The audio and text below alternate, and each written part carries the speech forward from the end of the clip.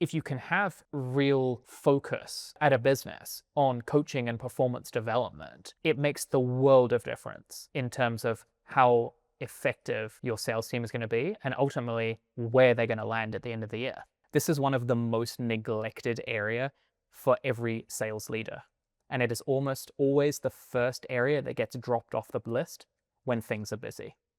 The problem is it's also one of the most impactful areas to performance. So it's not just about improving the performance of the existing team, but it's also about how can we get new hires productive as fast as possible. So, like the average ramp time for a new sales hire is, say about 3 months.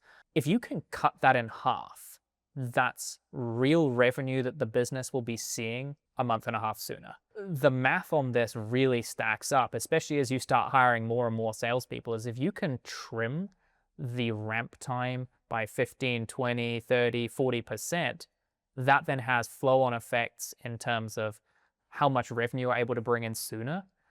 But it also then changes your calculus on, how many salespeople you're going to hire and when you're going to hire them.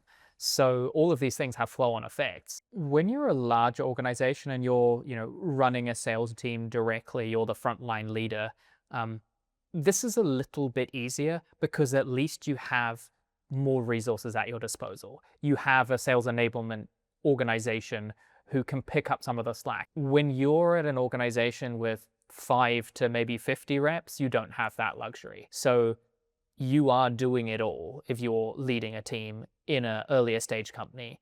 You are enablement, you are, the sales manager, you are literally everything every single day. You're recruiting, you're hiring, you're firing, you're selling, you're onboarding, et cetera, et cetera. So it's really, really hard. And I think it's more difficult in a smaller company just because you have to wear more hats every single day. And with this new technology that's come along, AI, it's meant that some of these things are much more solvable than they ever have been.